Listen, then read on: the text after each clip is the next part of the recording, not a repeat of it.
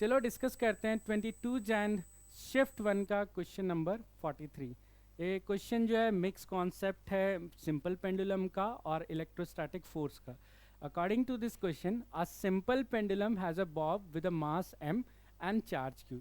If the pendulum string has a negligible mass, when a uniform horizontal electric field, important है horizontal electric field दिया है, is applied, the tension in the string changes. Okay, the final tension in the string when the pendulum attains an equilibrium position. तो बहुत ही standard question है जो हम लोग definitely pendulum के क्वेश्चंस करते टाइम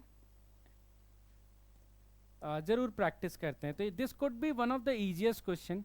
तो देखो, विदाउट इलेक्ट्रिक फील्ड आपका पेंडुलम ऐसे रहता है, विदाउट इलेक्ट्रिक फील्ड पेंडुलम ऐसे होगा, यही इसकी इक्विलिब्रियम पोजीशन होगा, ऊपर टेंशन T होगा, नीचे mg होगा, अभी कोई इलेक्ट्रोस्टैटिक फोर्स नहीं है, तो इस केस में टेंशन की वैल्यू हम कितना लिख देते हैं, mg।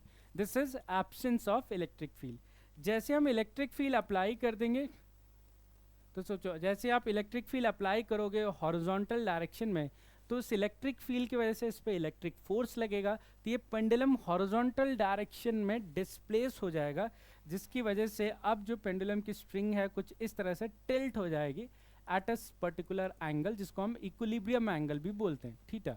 इस तरह से टिल्ट हो जाएगा।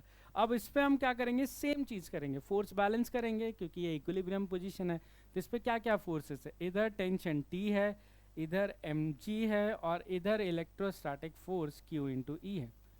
ठीक है, अब फोर्स बैलेंस करने के लिए मैं कंपोनेंट्स ले लेता हूँ। देखो, इधर कंपोनेंट आएगा T साइन थीटा का, और इधर कंपोनेंट आएगा T कॉस थीटा का। अब दोनों को लेकर सॉल्व कर लेते हैं, तो फोर्स बैलेंस करते हैं। तो देखो, T साइन थीटा किसको बैलेंस कर रहा है, mg को, एंड T कॉस थीटा किसको बैलेंस कर रहा है, इलेक्ट्रोस्टैटिक फोर्स को। अब यहाँ पे टेंशन कैसे निकाले, दोनों को स्क्वायर करके क्या कर सकते हैं, ऐड कर सकते हैं, इससे थीटा एलिमिनेट हो जाएगा।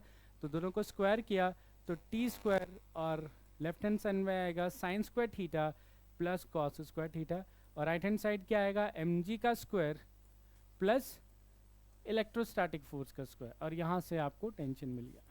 आप चाहो तो इसको एज अ रिजल्ट भी याद रख सकते हो, क्योंकि एक स्टैंडर्ड प्रॉब्लम है। तो आप हॉरिजॉन्टल इलेक्ट्रिक फील्ड में पेंडुलम के केस में इतना टेंशन होता है एट इक्विलिब्रियम। ठीक है, तो हमारा यहाँ पर आंसर आ जाएगा थर्ड ऑप्शन।